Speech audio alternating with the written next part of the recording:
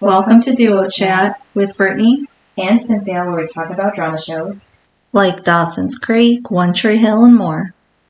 Hi everyone, I am Brittany, And I'm Cynthia. and today we're talking about season 7, episode 8, title I Just Died in Your Arms Tonight. Weird title. Air date November 2nd, 2009, and the synopsis says Nathan, Julian, Mouth, Skills, James or Jamie, and Chuck, basically all the guys, go I was camping. gonna say, just all the guys. Yeah, that's how they listed everybody's names. So back in Tree Hill, Haley, Brooke, and Quinn enjoy some special brownies. Meanwhile, well, not Clay. Clay's at home, continuing to deal with his morning issues, and Dan has nightmares about a dying boy.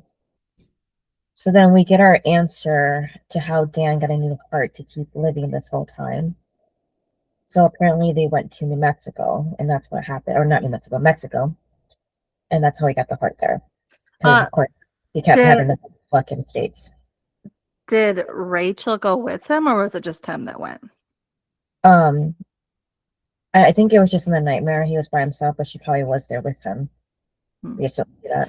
Because remember, they were in that hotel room, and he was just kind of like waiting to die still. And then she was like, "Oh, let's get out of here." So I didn't know if like maybe that's when they went to Mexico to take care of it. Maybe, I don't know. I don't know. I'm just trying to remember kind of like the last conversation they had. Yeah, so plus it was probably cheaper getting medical treatment there as well. And basically, Dan's worst nightmare is happening because he's like gonna have a surgery while he's awake, so he's freaking out. Then he wakes up, of course. I will say that would be scary. Like, no, like if you're having heart surgery. Any surgery, yeah. Well, yeah, I mean, but no, you should not be awake. I mean, there are some surgeries that you are awake for. Right, like brain surgery, yeah. Or eye surgery. But yeah, just some just definitely you should be out for. Yeah, so apparently this is recurring because Rich wakes up and tells him it's just another dream. And then we see Haley and Nathan arguing about camping and everything.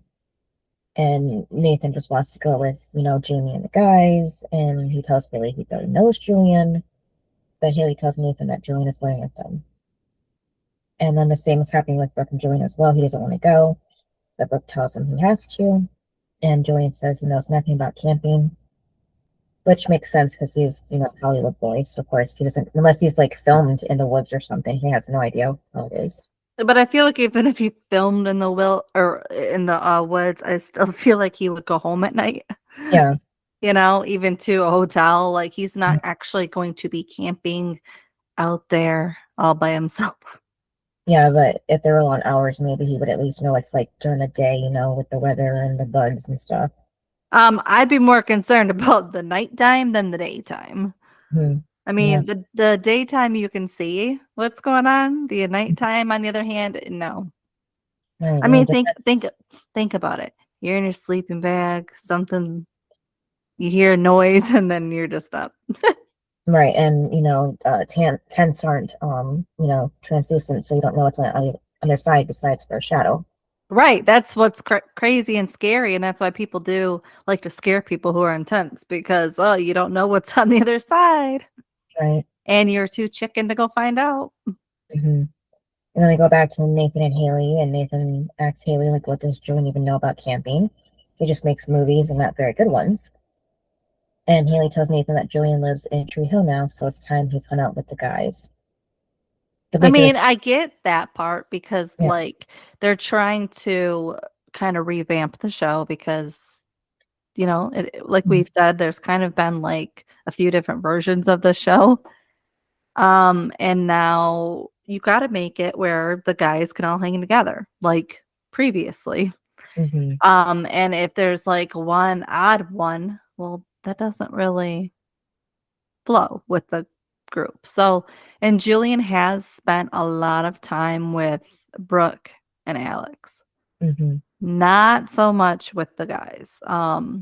He might see them in like like as they're like walking by each other, but it's not like they're just hanging out or he's just having a conversation with them.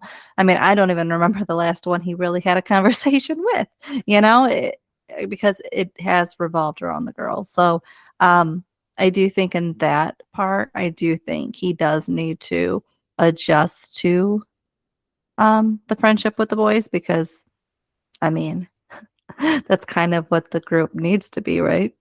Right. There should be girl time and guys time. Mm-hmm. Because I mean, what's he gonna do? Hang out at like the spa with the girls? I mean, like if they wanted to go to the spa, it's like, no, like they need time to talk about him if Brooke wants to trash talk him. You know what I mean? Mm-hmm. And so like she can't do that if he's always around. So Right. yeah, but for Nathan,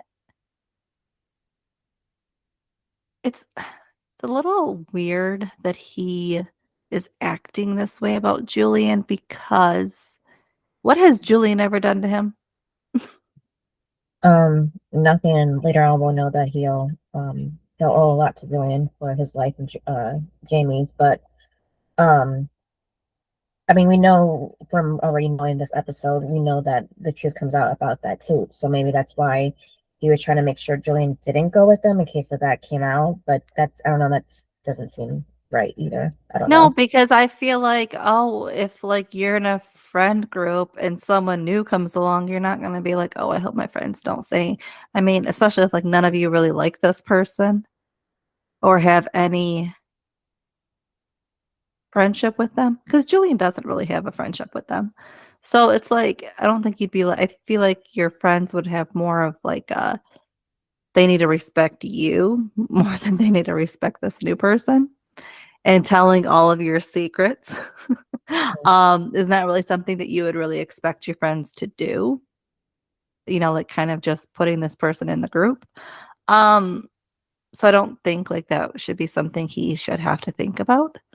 That it would come up. Plus, I mean, remember he said it was a long time ago, so it's not like he really sits there and remembers it. Right. Like I think we would, because for us it wasn't years ago. And because remember, fans remember everything, but like if it's your actual life, you're gonna be like, oh, that was a long time ago. Mm-hmm. And something can be on a show 10 years ago, but it still feels like yesterday. Right. So I just think he just doesn't want Julian to go because he doesn't like Julian, but I just don't know why. Because like Lucas and Julian sort of made up, right? Mm-hmm. So even if he was like still battling that of like, there's a guy code and we're with my sister-in-law, which again, Nathan was too. So, it's like, even if he was sort of protecting Lucas of like, I'm going to be on your side, Lucas still managed to get along with Julian in the end. So it's kind of like, why would you? So even if that was the reason of like, I don't want to hang out with them because of Lucas invited him to his wedding. So someone that doesn't like someone, you're not going to be like, come to my wedding. So for Nathan, I don't get it. I think maybe, I don't know. I just wish they would have maybe said why. Because I'm going to be honest, I can't really see like Mouth being in the woods. I really cannot actually see Nathan either. I'm going to be honest. Like Nathan, remember how Nathan grew up? This boy grew up in a rich house. Yeah, Dan wouldn't want to go camping. Exactly. Oh my God. He would need his clothes washed. Like, come on now. Nathan did not grow up like this. Lucas did. Yeah, it would have been Keith and Lucas, yeah. Right. So why are we rewriting history again by saying Nathan is a camper? Nathan is not a camper. He does not like to sit there and get dirty like everyone else would. I mean, remember when he started working at the dealership and he started working alongside Keith? It was like, whoa, like this is a different side of him, because he wasn't the one that would just get dirty with, grease on his hands. Like to him, that was just like, oh, beneath him. So I think camping would be beneath him because he'd be like, at least where's the camper? I need an RV. I need a shower. So let's go to a hotel. Like that would be more of like Dan and Nathan. That would not be Nathan. I'm sorry. It just wouldn't. And skills? No. Mouth? No. I honestly probably Clay would be out there in the woods. Like if I have to think of anybody that's on this cast right in the moment that would be out in the woods, it might be Clay. I don't know. Maybe his personality. I don't know. But it just would not be the rest of them. I can tell you that. What about you? Yeah. This is out of character for all of them. It just would seem the most entertaining to watch them, out in the woods like this instead of going to like a game of some sort together. So. Do you think they were trying to... Because it's definitely out of the box, but do you think, because like Dawson's Creek, they did camping, like Dawson and Pacey. And even that to me was odd because Dawson going camping. But do you think they were trying to like, oh, well, this is what guys do. They go camping. Maybe, yeah. Like, what? Like, okay, but let's compare shows. This show is not that show. This show does not go camping. So, and again, if they are, it'd be like an RV, where you could actually cook food or you could actually go to the bathroom, sleep in a bed that's not outside, something. But the fact that they're all gonna go camping, yeah, I think maybe if they had done a camping episode when Lucas was there, it would have made more sense. A little. At least Lucas could have been like, oh, come to my side of the world. I think maybe if Nathan would have bonded with Lucas and they would have went camping after Keith died, like, hey, I want to remember Keith, or I want to get to know him through Lucas, and this is what they did. They would go camping. Well, I could understand that of like why Nathan would go camping, but I can't see this. Nathan is just, oh, I go camping. Boy, you don't go camping. Have you seen the houses you lived in? You don't go camping. So that was just a little odd to me. Yeah, unless he just wanted to make a new tradition with Jamie, like a bonding experience that he never had with his dad when he was little. So that could be it. But it does seem like this is like a regular thing that he's been doing. So that doesn't add up. I know, it's just annoying because it's not like ever talked about. Like these are things that we like to do together. And then now he's like throwing Julian in of like he don't fit in to go camping. Bro, neither do you. So yeah, I just think of all the guys. None of them would fit in to go camping. Not this group. Right. And then I thought it was funny how Julian's still trying to argue with Brooke about not going. As he's in the driveway? Well, it's still, yeah. Well, saying him, he's not a guy's guy. He doesn't have homies. And Brooke teases that, homies. Since 1989. Yeah. And then Julian says that all his friends have been girls. And Brooke's like, Alex. And Julian's like, yeah. But then catches on, like, not like that. So he laughs knowing he's, in the wrong. So he should go and have some guy friends. And then we see Clay, who for some reason isn't joining them by his pool or in his pool, imagining Sarah still.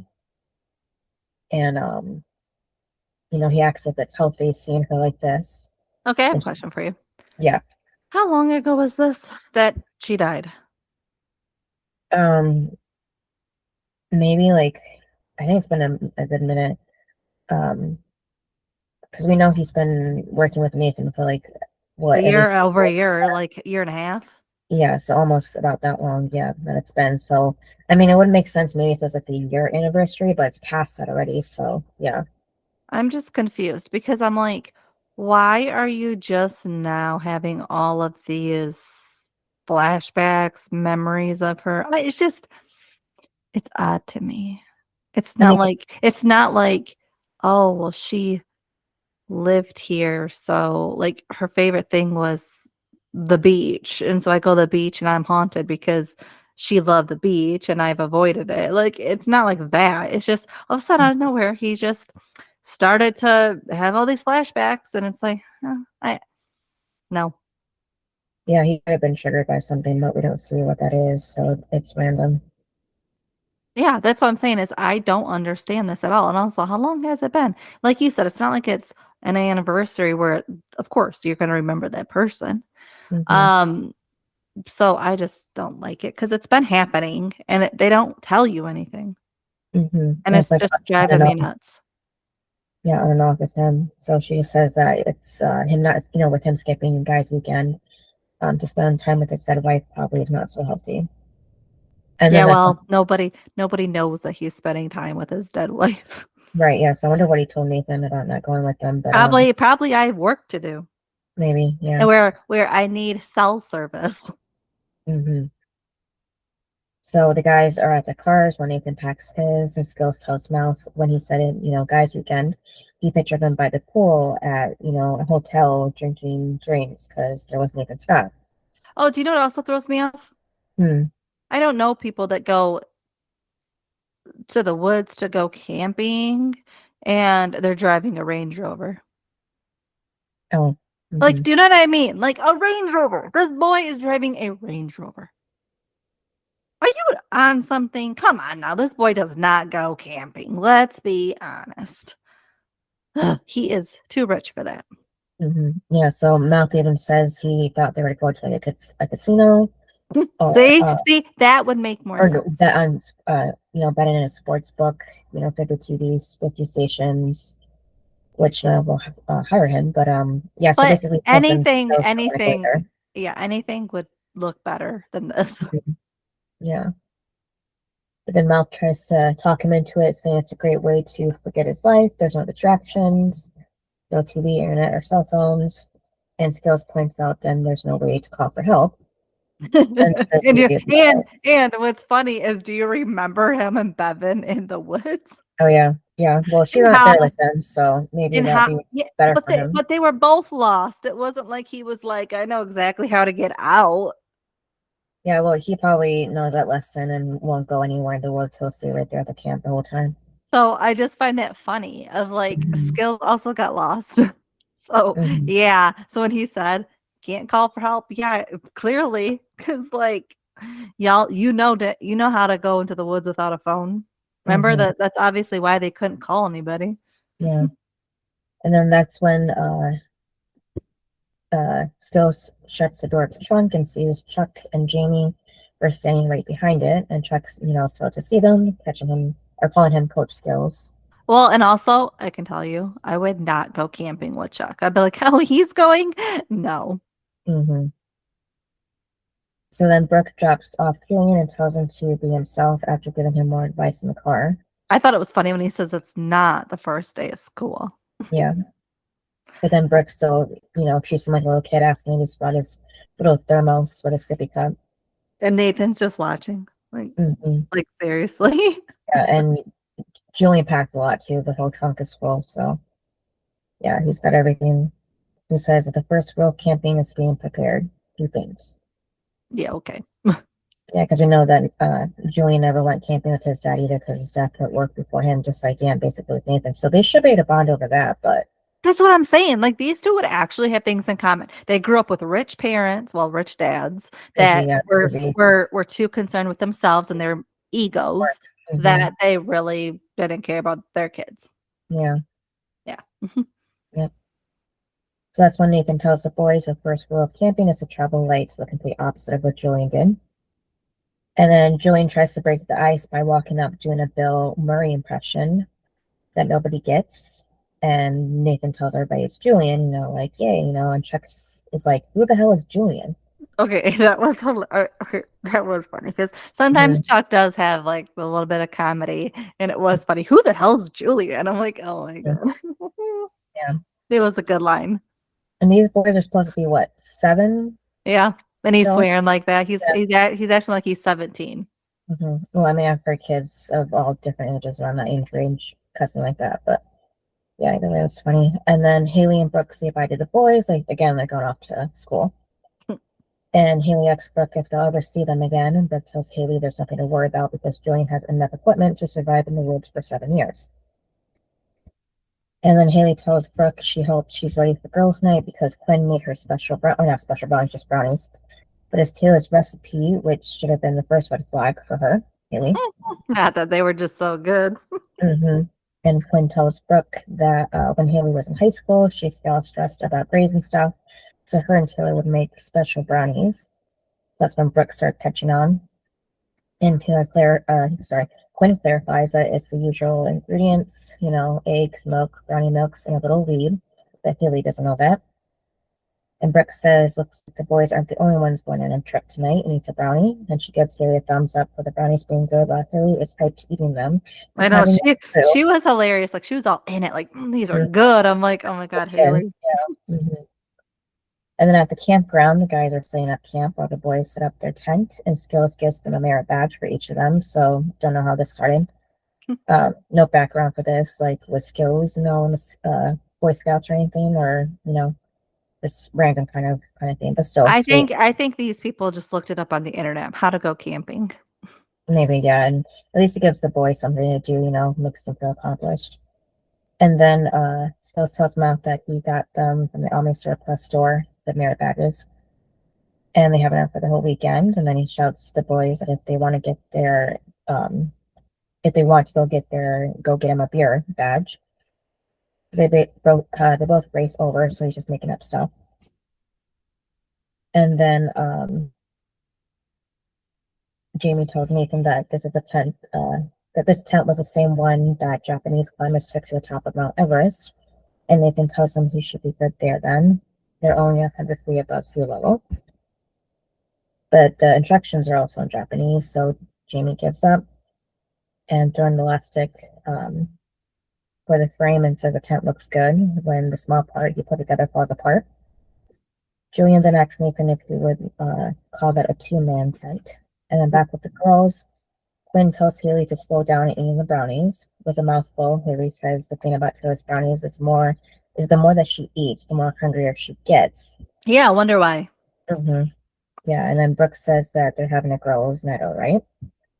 So it's all, spilling secrets, and Haley goes from cheery to concerned. Next, Quinn and Brooke, what do they do?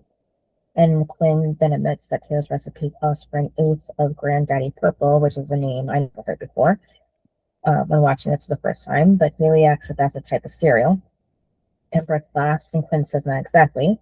And after some seconds of looking at smiley Quinn and Brooke, Haley registers that means pop. So yeah, it was funny. Yeah, she wants to go throw up, but Brooke, makes her sit back down. And Haley scolds Quinn for all those years of her until again her high. And Brooke makes a joke of who knew Tudor Girl was actually Stoner Girl. Mm-hmm. And Quinn says I never gave her the full recipe or the full strength recipe until now. And Haley stresses, saying she can't eat this because she has a child. And Brooke reminds her that Jane was away for the weekend and she's had a rough couple of months. So it's perfectly acceptable to mellow out a little, and puts the plate and cup of milk in front of her.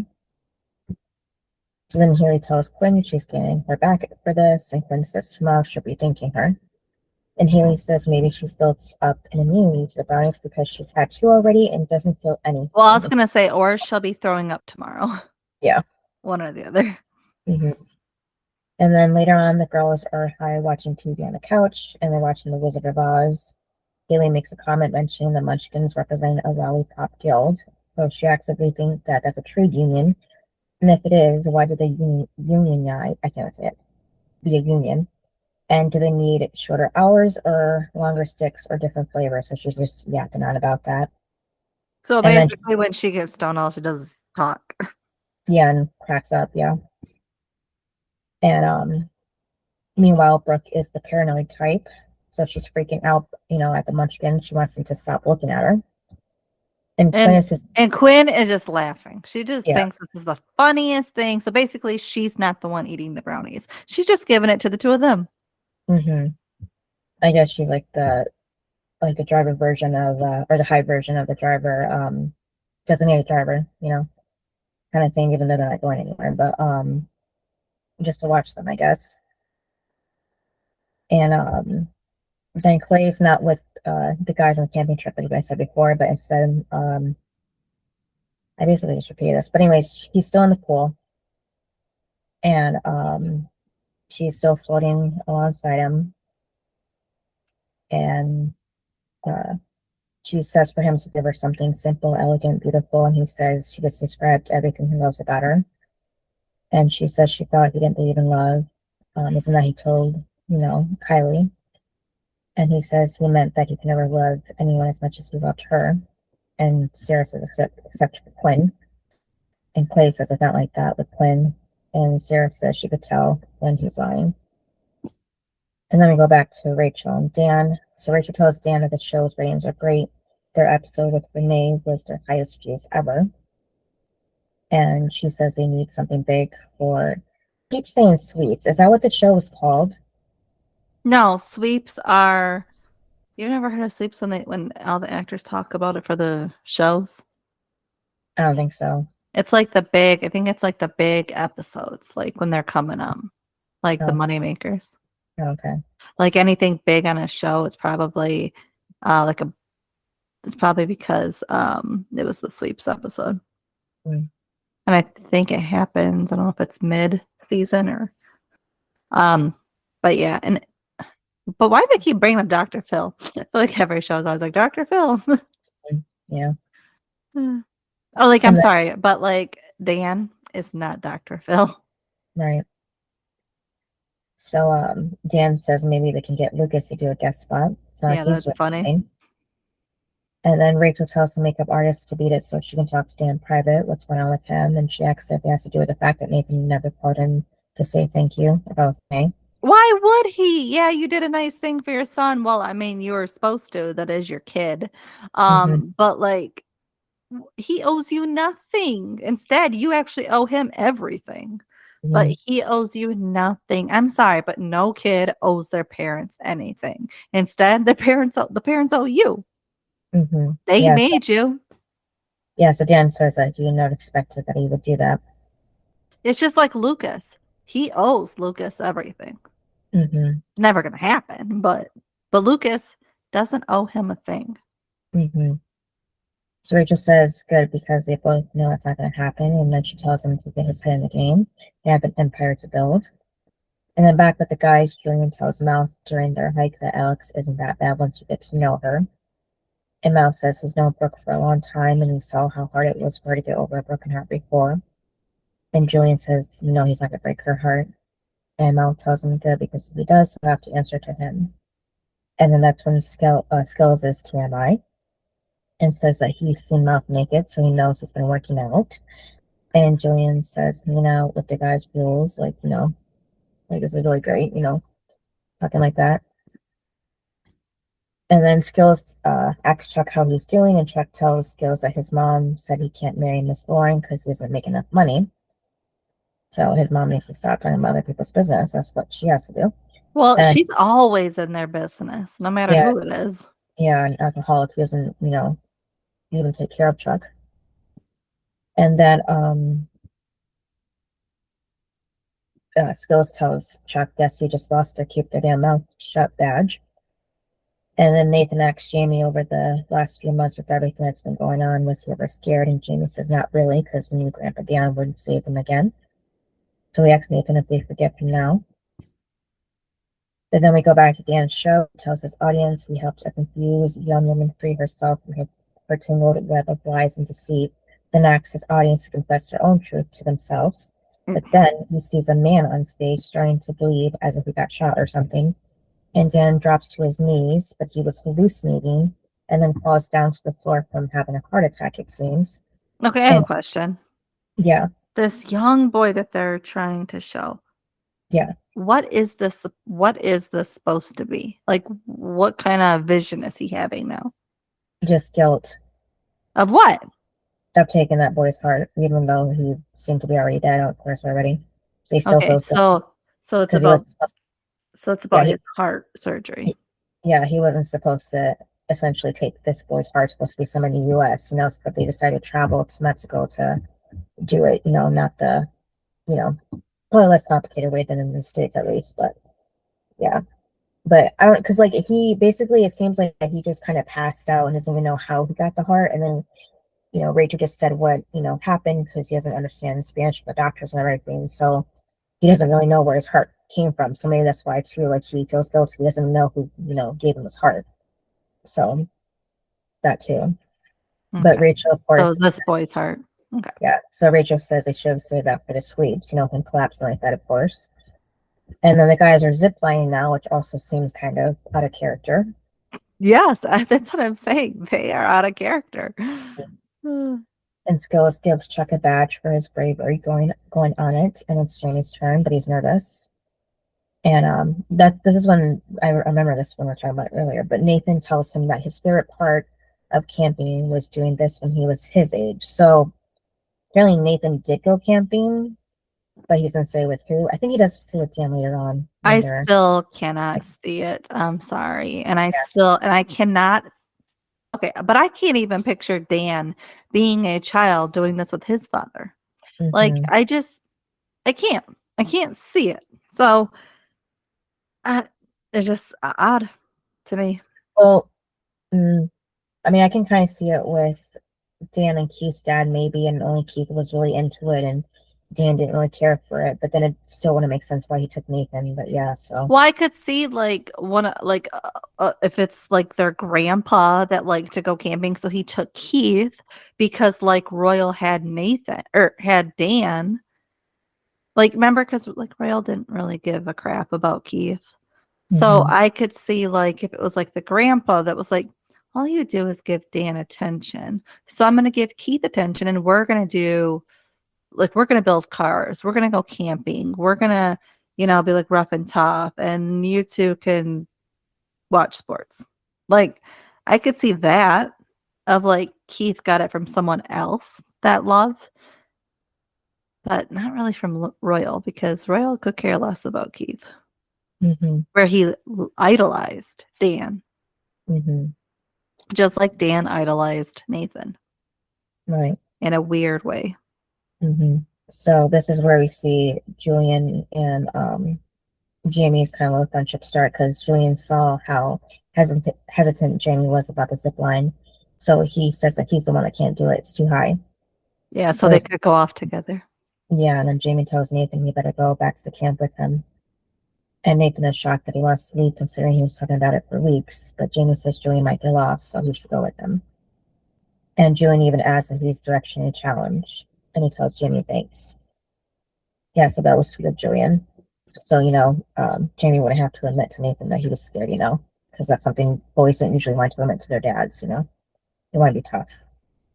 And then Rachel tells Dan that he's a genius because he can miss an episode of when Dan Scott could keel over and die at any minute. And then that's when Dan tells her he saw something out there in the studio. There was a boy who was bleeding. Then he felt like his heart was going to burst out of his chest. And she tells him he's crazy, his heart's fine. And then flashback at the hospital in Mexico. Rachel fights with Dan about getting a heart or he'll die. And he says maybe he wants to die. And she tells him that somebody called about his book. Basically, they want to publish it. It's really good to be a bestseller. So she tells Dan for him to think of all the good work they could do with it. All the people they could help. You mean all the money she could make? She doesn't care about helping people. Are you? Right. Either, honestly, and really, either does he. And Dan knows Rachel's only saying this to someone a good person. So he asks, and all the money they'll make, right? And she smiles and says that too. He asks how much is the heart costing them, and she says only $5,000. She says it's a fortune to these people, which sounds like a microaggression, but she tells him to get some sleep, and tomorrow he's going to be a new man. And then at the beach now, Clay asks if Sarah felt any pain when she died, and she tells him she didn't, and he says he did though. And he said that's every day, and it's not fair. And she tells him life's not fair, but him being miserable is never going to change that. So at least Clay, is still, wise, even when he's subconsciously talking to his wife like that. And then, meanwhile, back at the house, Haley has gone through the fridge and has collected containers of it on the counter, while also being on top of the counter, eating it from having the munchies. I will say, Haley and Brooke were funny. Yeah. And then she brags that she makes such good food with her mouth full. And Quinn gives Brooke a glass of water, who's also on a counter, so anxious. And she asks Quinn what's going on with her in the Hot Legion, and Quinn asks if she means play, and Brooke's too hard to keep up and asks who are they talking about. And my phone is shut. And remembering who he is now after Quinn reminded her, she asks again if something's going on between them, and Quinn says no, but it's better that way. And then as they're talking about this, Haley's using her fingers to eat spaghetti. And Quinn tells Brooke her psychic told her to avoid emotional entanglements. And I thought it was funny because she's like, her name's Zelda. Mhm. And then she's like, oh, she makes house calls and stuff. So apparently they're calling her. Yep. Probably not a good thing when they're high. Yeah. And Haley's still wanting more food, asks if maybe Zelda can bring them a pizza. And then back with the guys, Julian is trying to start a fire and tells Jamie they did this in a movie he just produced. So yeah, that's what I was talking about earlier. Maybe he has some experience in the woods just from filming. But yeah. Is it weird that they brought up Spielberg? No, just because he's a well-known, famous director, since like at least the 80s. So. But they could come up with another one. I mean, I can't even come up on the top of my head. I know like the Titanic director is really famous. Isn't it James Cameron? Yeah. So that's who I would say if I had to make up a new one, because I didn't want to recreate Dawson's Creek. I would just say James Cameron because Titanic was awesome. Mm-hmm. I thought it was funny how Julian was trying to make the fire like the old-fashioned way, and then Nathan comes over and pours gasoline over it and throws a match in it. I mean, that is the best way to make a fire. Yeah, just pour the gas over. Yeah. I mean, it would be handy to know that way too, just in case we don't have the gasoline matches, but yeah. Yeah, but that's why you bring it. Mm-hmm. That way you can. Yeah, just saying if you forget or lose it or something happens to it. And then Nathan calls Julian Spielberg and asks him to toast some marshmallows. That was funny. And then Skills is telling a scary story to everyone after it gets dark. And Chuck doesn't think it's scary though. Not when you have a bravery badge. And then he tells Julian to tell him something really scary, calling him Julia. So everybody's just teasing Julian. And Julian tells a story about a witch that lived in the woods that they're in right now. And the more he continues, the boys start to get scared. Meanwhile, the girls hear the doorbell ring, meaning Zelda is there. And Brooke is still paranoid about this. Haley says she's sure Zelda isn't that creepy, but when they open the door, there's creepy music with lightning throwing up as she turns around, and Haley admits that she is creepy. And then with the guys, Skills tells Julian nice work, calling him Hollywood, so they're just all, calling him nicknames, telling him that he really scared Chuck. But luckily his mom packed him extra underwear. And Julian knows that the story works every time to make someone scared, and Chuck says he wasn't that scared, it's just a story. And Julian says a story or a zip line, they're all scared of something. And Jamie says his dad isn't scared of anything. And then that's when Nathan tells Jamie that it's time to go to sleep, and Jamie tells Nathan he's sorry he didn't get on the zip line earlier. And Nathan tells him it's okay, and he can try again tomorrow if he wants to. And then Dan and Rachel are talking about sweeps again. He says she's right, they need something big. So he suggests he comes clean about having a new heart and that he's not on borrowed time. And Rachel tells him if he does that, everything goes away. He says maybe not. Maybe they've been listening to what he's been saying. So he got a show because he was gonna die. Basically, yeah. So the producers are in network were like, oh yeah, this man is dying, and they said they gave him 6 months, and it's been a year and a half. Yeah, this is awesome. Let's make a show out of it. Maybe to spin the angle that he's like a miracle that he's lost to this song and a bad heart or something. I don't know. That's odd. Try to get them, more views. Yeah, that's odd. Mm-hmm. And Rachel says they'll just tolerate a criminal. They'll look the other way at murder, but if they find out that behind the curtain that Oz is just a man, they'll never forgive him. So they're staying on that topic since the girls were watching the movie earlier. And then Dan tells her eventually that clock is, has to stop ticking, and she does it because he's giving his audience something to believe in. And she tells him not to take it away to quiet his own guilt. And then the guys drink beers after the boys go to bed. And then that's when things get serious because Nathan mentions to Mel he never told him thank you about, sacrificing his child for, him. Mel says he didn't have to, doesn't have to say that. And Nathan says, but he spoke up for him and nobody else would.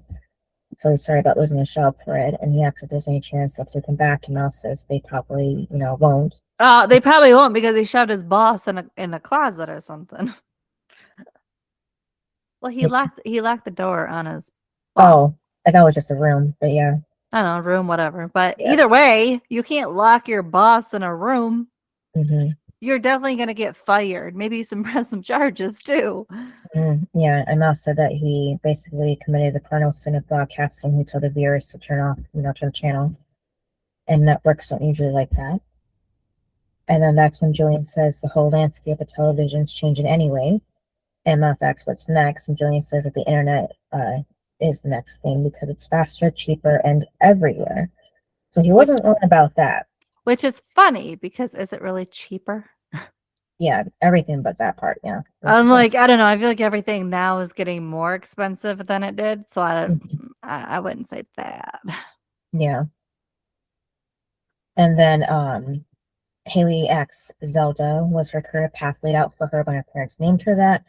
Because it's kind of like if they called her Bambi or Oprah and Zelda X Haley, what are her questions about the universe, not about her name. Trying to steer away from my own life. And Haley you're gonna name a kid Bambi. She was just yapping, she's because she's high. Yeah. And then Oprah, like just because she was named Oprah, that meant she was gonna have a talk show, or I don't know what Haley meant by that, but Haley focuses and asks if Nathan's gonna play for the Bobcats this season. And she asks if she's asking like a magic 8-ball, and Zelda answers like one, telling Haley the prospects are queasy, ask again, and Haley even laughs and tells her she sounds like a magic 8-ball. And Zelda tells Haley she sounds like she's been eating pot brownies, and Haley's smile drops. And then with the boys, Mouth asks everyone what their favorite sports movie is, and Nathan says Field of Dreams, and basically they just kind of argue about which is better. Do you know why? No. Okay, was it Skills that said Coach Carter? No, Mouth said Coach Carter, but Skills did that too. Yeah, okay. So Antoine was actually in Coach Carter. Oh, okay. Yeah, I didn't know that. I thought that was cute when they brought up Coach Carter because I'm like, oh, that's cute. Mm-hmm. Because I don't think many people know about the movie, but I saw it years ago, and when I was like, oh, he's in it, that's awesome. Mm-hmm. And then Skills names another one, and Julian says that he knows the guy who did the basketball choreography for that movie. And he explains to Skills that it's not the actors who make that stuff up. It's like a sports coordinator who comes up with the plays. And that seems to have ruined the movie for Skills. But back with Zelda, she tells the girl she senses something. Brooke backs up as Julian, and Zelda says it is, and is conflicted with something. And Brooke, giving her the answer again. Is it about Alex? And Zelda says it is. And Brooke says she knew it, and she just said it. But she's too high to even, know what she's saying. So she tells Zelda she's good, creepy but good. And then back in the camp, Skills wants to talk about what Alex looks like naked. And Julian figures out that Chase told him about Alex watching him. And he says he thought bartenders were supposed to keep their mouth shut. And Skills says, and they're supposed to make good drinks too. Because, he doesn't make good drinks. And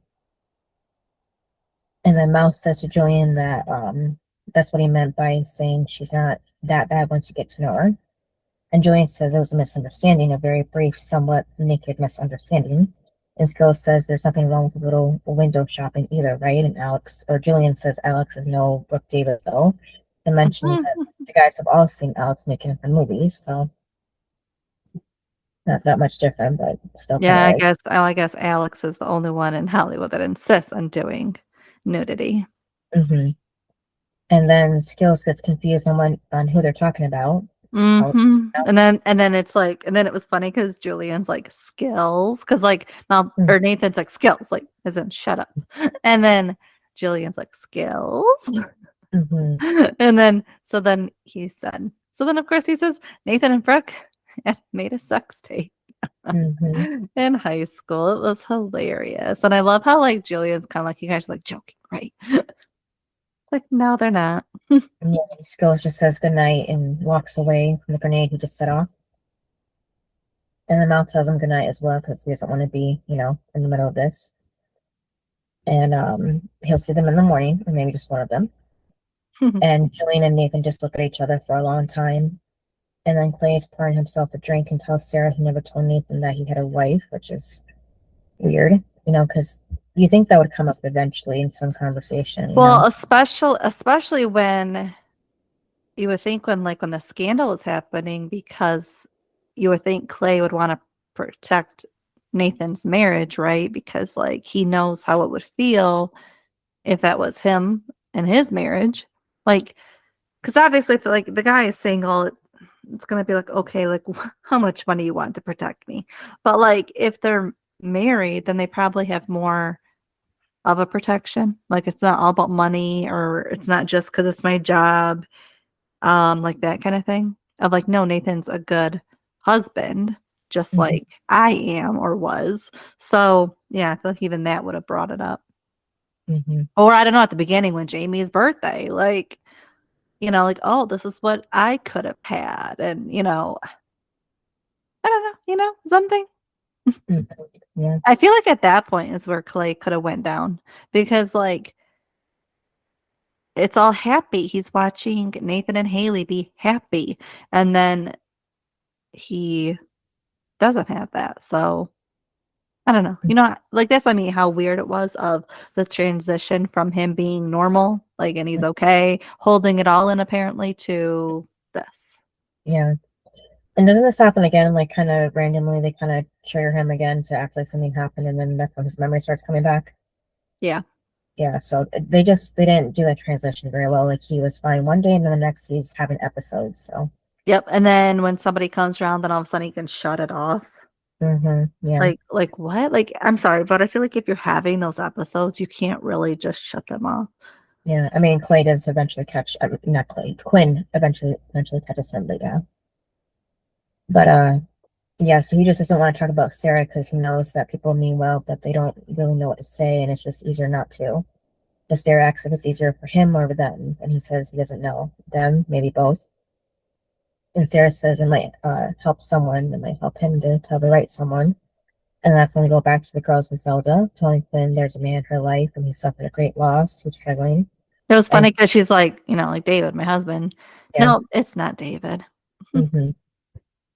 Yeah, but whoever it is who needs her right now. And then Haley acts an actual magic 8-ball, probably Janie's, if Zelda's really psychic and gets outlook not so good. And she tells Brooke she told Zelda she was a fake. And that's when Zelda clears her throat behind them to let them know she heard that. And Brooke, and it was funny. Yeah, it was funny. Is Zelda standing right behind us? It was hilarious, like how they're talking. Yeah, to Toya. And Zelda tells them that they may rely on it. And then the lights dim for a moment. And so then she tells them that they're not alone in the house. The girls freak out, of course, because they're still kind of coming off their high. And Brooke tells her she can't just say things like that. And then I'm not going to attempt to say what Zelda said because I can't say it for my life. But, that Latin word. And Brooke says she just cursed them. And Quinn says she's just going to go. Doesn't really, tell them where she's going or why. Just leaves them as they are, still high. I thought it was funny when they were like telling Quinn, like, you can't have any brownies and stuff. It was funny. Yeah. And yeah, so they're just freaking out, thinking there's a ghost or something there with them. And it was funny because Brooke says she knew that woman would bring a demon to the house, and Haley thinks she's talking about Quinn. Yeah, so she's like, that's harsh. That's my sister. And she goes, no, Zelda. Yeah. That was funny. Yeah. And then Haley says that they're fine, but then there's more thunder and lightning, and just when the power goes out, of course, that time more thunder rumbles. And then later, after lighting, with some candles, the girls take out an Ouija board, thinking it will give them answers. And Brooke asks if there's an evil spirit in the house, and what's the best way to keep it from killing them. And Haley says, but it's just mass-produced game, and they're going to help them. Isn't Brooke whispering? I don't know, maybe. Yeah, I feel like maybe if she's talking to the board, she's kind of whispering because it's creepy. Yeah. Mm-hmm. And then they already forgot the word that Zelda says, so they're trying to remember. And Brooke asks the board if there's a main spirit in the house, and the piece starts moving. Haley thinks Brooke is pushing it, but she's not. They let go, and then Brooke asks again if there's anyone else in the house. Just then there's creaking, the girls jump. But then we go back to the campsite. Julian is still processing the fact that Brooke and Nathan slept together while him and Taylor were on a break. Nathan tells him not to be angry or upset because it was 8 years ago. He was so drunk he doesn't even remember it. Julian comments it's a good thing he got on tape then. And Nathan laughs and tells him to let it go. And he tells him, he has a nice tent. And Julian says he has the lambskin sleeping bag too. It's really warm. It was weird. I find weird that he says it was 8 years ago. Yeah, aren't they? Jamie is like 7 and almost 7.5. So they're 25, 26-ish? Yeah, they are 25. Mm-hmm. Yeah, so yeah, they were like what, 7? No. Like that had been like what, 16 when the tape happened? Maybe? That's what I'm saying. Because when he was 17 is when he met Haley. Mm-hmm. I mean, and that was 8.5 years ago or whatever. Like you have to think about Jamie's 7 and something, which means she was pregnant for 9 months, which means 8 years ago. And then you have to think about the fact that they went through the whole separation. They got that was probably like a year's worth. So they've been married for 9 years. And then so it had to be before that. It's like 10 years? Probably. Time-wise, not age-wise. We're counting now, but yeah. Yeah. It should be a little bit older. Yeah, like 26, 27. It should be by now if they're doing it that way. No, I'm saying because they had Jamie when they were 18. He's only 7. Right. So they are 25. But it had to be when they were 15 or 16. Remember, he's supposed to be scrawny. Yeah. So, which it wasn't. But yeah, I don't think the timeline is very right on this. I'm 8 years ago. 8 years ago, he was with Haley. Mm-hmm. Yeah, I mean, the timeline is never really right with the show anyhow. I mean, remember, it was season 6. They had their 7-year wedding anniversary. Mm-hmm. Yeah, and then, so they would have, by now, they would have 8 probably going on 9 anniversary. Because remember, they went through the 14 months of not being on camera. So they'd be coming up to their 9-year wedding anniversary. So no, it had to be before that. Mm-hmm. Unless he cheated. Right. So then, so Nathan was trying to get Julian to talk about his tent and sleeping bag and all that to change the subject, but Julian catches him. And Nathan tells him, he gets it. It's weird for him thinking of him and Brooke together. Yeah, it was funny when he said, I lost my virginity to my sister-in-law. Mm-hmm. Yeah, so it makes Thanksgiving awkward every year. And then the other tent, Skills and Mouse. Skills ex Mouse, what does he think about what Julian said? And Mouse says maybe he's right. Maybe he could have his own sports show on the internet. Then he could say anything he wants, call the site Raw Mouth, which wouldn't, be that great of a name. Honestly. I mean, I get it's a wordplay on his name, but other context is not right. And then Skills laughs and says he thinks that's already taken, like I just said. And then Nathan is basically trauma dumping on Julian now by saying his father's new wife is his age. Mm-hmm. And she hit on him after she slept with his Uncle Cooper, and Julian tells him not to get him started on his dad. So, like I said, they finally do bond over their dads, at least here. And Rachel went after Lucas first, then Nathan, then Dan. Well, no, Cooper. No, Cooper, then. Does Nathan even know about Lucas and Rachel? No. They don't really bring Lucas up after this. Right, I just don't remember, Lucas and Nathan talking about Rachel, and Lucas was kind of seeing her for a minute. Yeah. Yeah, but I think he had to have known because Lucas and Haley were best friends. Remember, Brooke and Haley were roommates. I'm sure Brooke told him. Mm-hmm. Remember? Yes, because when he knows about it because when they went on that date night, remember Rachel and Lucas were doing strip basketball. Mm-hmm. And Nathan knew that they were going on the date, and Haley definitely knew. Yeah, plus I just remember Lucas wrote about it in his book as well, too. So yeah, so I they find all that know. Mm-hmm. And then Julian says that their dads should go together and go bowling because they're, have so much in common. And Julian says that, but that was from Breakfast Club, and Nathan tells him he has to quit with the movie quotes. And Julian says he can quit that, but he wishes he knew how to quit him. Just saying that quote, so he just keeps knowing Nathan now. And then Skills tells him off enough about his porn site. He's talking about the movie thing. He's planning on starting his own business, training athletes. But sports coordinating is something he can see himself doing. And Mel tells him he'd be great at that. And Skills says that Julian is cool. Meanwhile, Nathan tells Julian that's not cool. Julian keeps saying movie quotes and says everybody loves a good broke back mounting joke. And Nathan says not when he's sleeping, his lambskin condom. But Julian tells him he's the one to talk when he's the one who showers with dudes on a nightly basis. And now they're just, going on each other.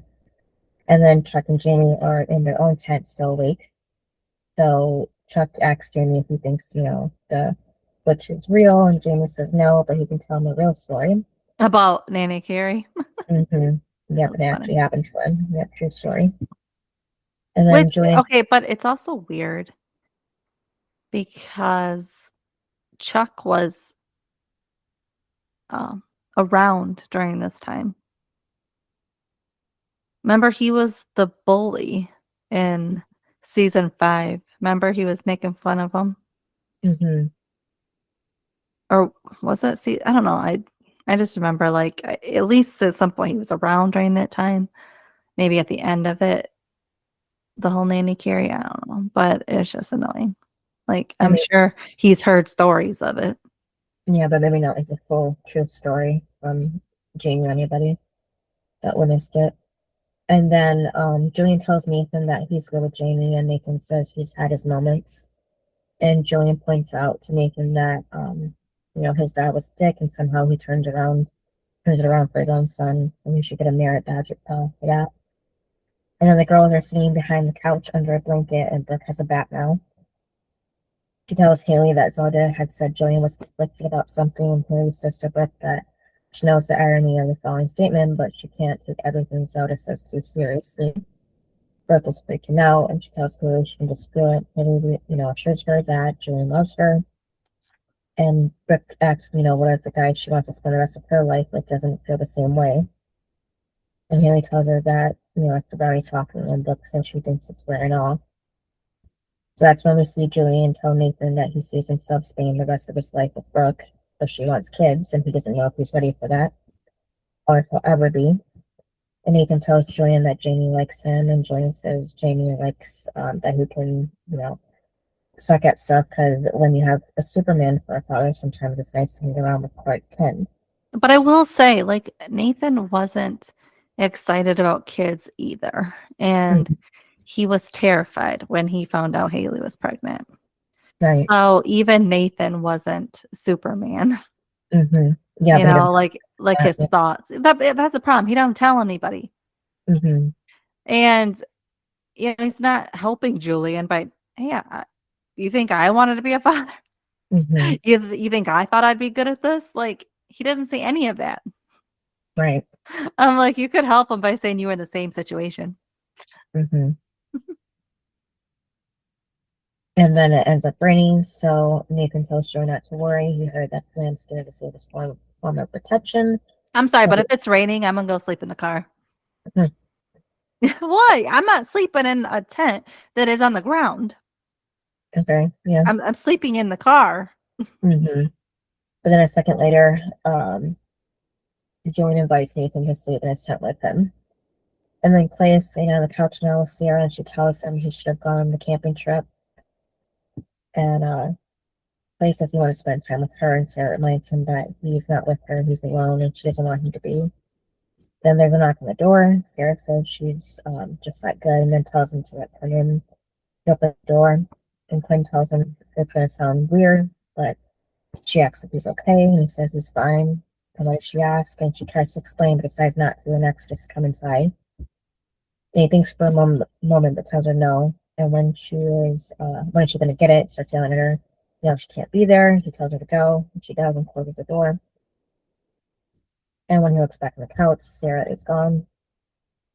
And then a second later, he catches up to Quinn in the rain right before she was about to drive off and blocks her car.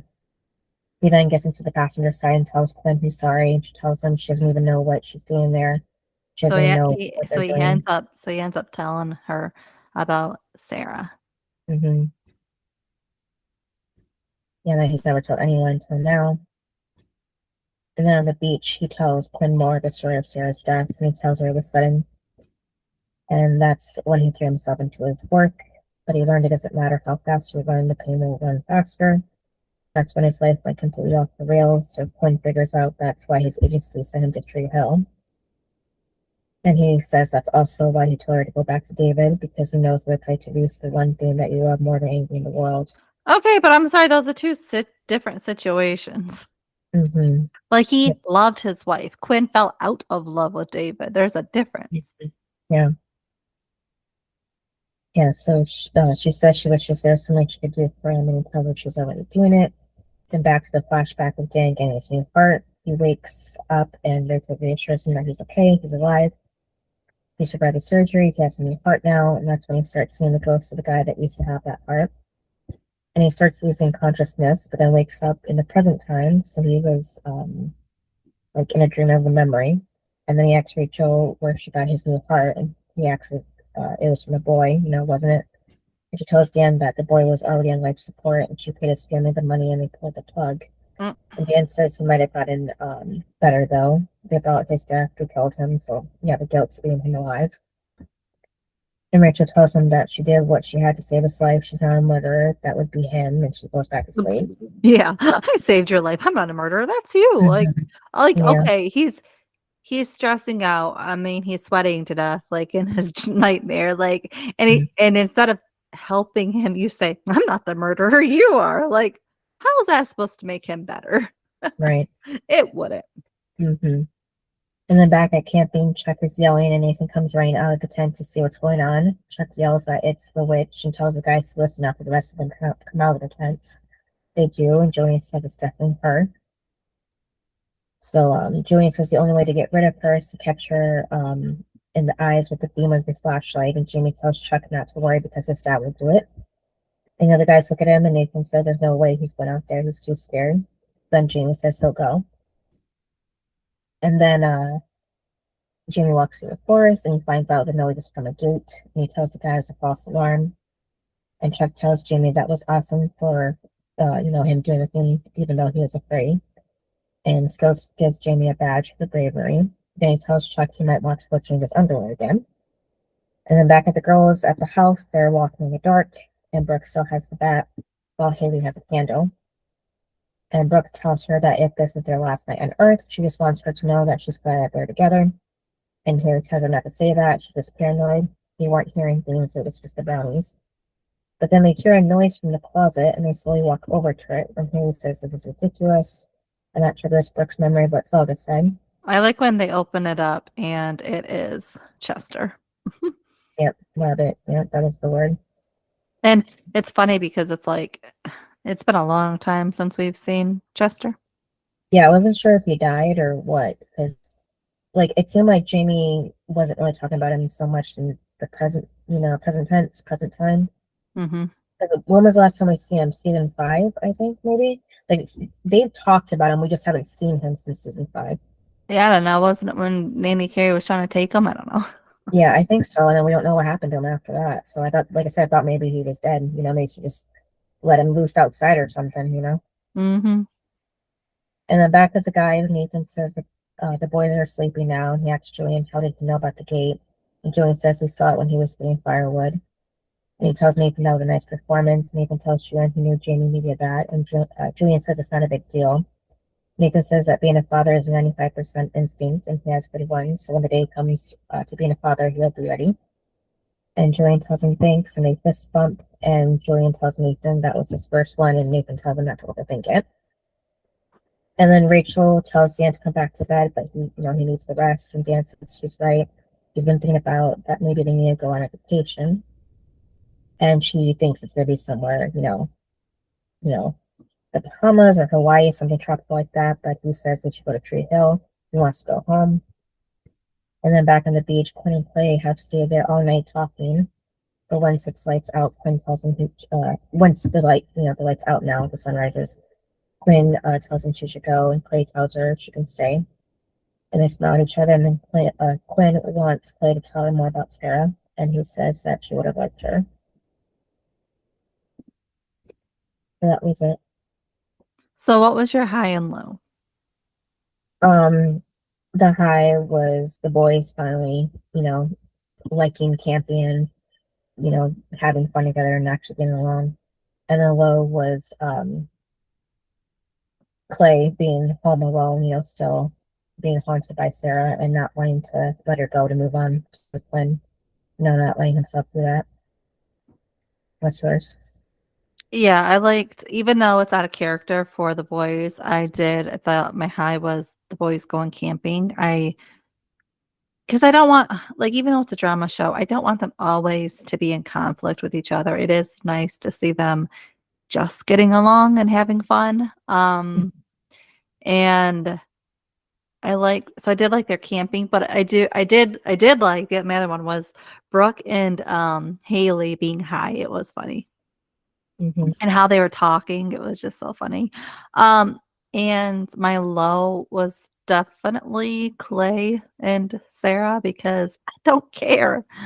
I truly don't care. And this is just dragging. And I know we're going to get many, many more episodes of the storyline that I'm not looking forward to. But yeah, I just don't like it.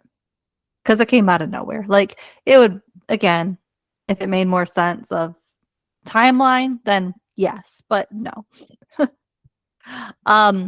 So yeah, and also I feel like Dan too, and the whole kid, like seeing the kid, like Dan is not one to really truly care where the heart came from. I mean, he wanted to smother that father or whatever, the priest.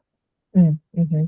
So, I mean, if he was really going to do that, I think he doesn't care where the heart came from. Right. So, yeah, I don't know. I just didn't really care for that part either. Mm-hmm. Also, I don't like Rachel, so I didn't like any of that. Mm-hmm. And then what would you rate it? Like a 9. Me too. I was gonna say 9 too, because it was entertaining, I will say. Mm-hmm. Yeah. And it's nice that Jillian now knows that they slept together. Mm-hmm. And then who was your best and worst character? Best was Julian, just because he sucked it up and went to a camping trip even though he didn't want to, and then he ended up helping Jamie out with not being so scared and facing his fear, and helping Nathan out to remind him that kids or anybody, doesn't matter, anybody can be scared. We don't have to be brave all the time.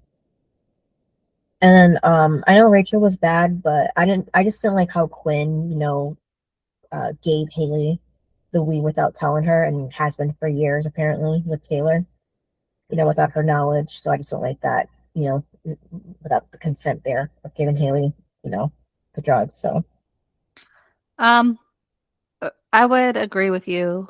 Julian was the best. I mean, he suffered through the camping trip with the guys. He did not want to go on. You have to think too, like, whatever life he had before this, Brooke is not jumping into that life. Like, she is making Julian come to her life. mm-hmm. You know how you're supposed to blend your lives together and blend your friends, and you're supposed to get to know his friends. He's supposed to get to know yours. That's not how this is happening. He's supposed to know her whole life and her friends and family, but she doesn't know his. Like, Mm-hmm. So I gave him a lot of props for that. Mm-hmm. And because it does seem like anything we do learn about Julian, she doesn't like, working, his family, So yeah, he was the best because he was also helping Jamie when he was scared. Mm-hmm. And I think he took it pretty well. when he found out about Nathan and Brooke. Mhm. And the worst was Clay. Why? Because didn't Sarah tell him to let her in? Oh, yeah, he was short to her, yeah. And then, Clay, and it was pouring out. There was a storm Mhm. outside, and he's like, "Go back home." And it's Mhm. like, you want the poor, so he made the poor girl get back in her vehicle. She came to see him because she was worried about him, and he Mhm. made her go back in the storm. He made her drive in the storm Mhm. instead of letting her in. So no, he was the worst. Mhm. Like, come on now. Even your wife said to let her in. Right. So yeah, even if you let her in just to dry off and like stay till the rain stops or whatever, or for it to maybe get lighter, like this rain, it's not so bad. Like that would be nice. But no, he's just like, go back. And it's like, excuse you. Right. Yeah. So I didn't like that. Mhm. And then what's next episode? Episode 20, Now You Lift Your Eyes to the Sun. What I'm is sorry, it? not 20. Episode 10, I mistyped. I put 2 instead of 1. Episode 10, Now You Lift Your Eyes to the Sun. So yeah, it sounds like, somebody looking to the light It's going to after the that. sun. Yeah, maybe Dan, because, he's had some thoughts, with the boy and everything. Or probably Clay, because this is never going to end. Right, yeah, something should be, finished here, plot-wise, hopefully. Yeah. All right. Thanks for listening. Yep, see you next time. Bye. Bye. Thanks for listening to this episode of Duo Chat. If you want to chime in with your opinion about the episode and the show we discussed, you can email us at duochatpodcast@gmail.com. And to keep up with updates about the podcast, you can follow us on Twitter, Instagram, TikTok, and subscribe to our channel on YouTube at Duo Chat Podcast. And give us a review wherever you listen to podcasts. We would appreciate it.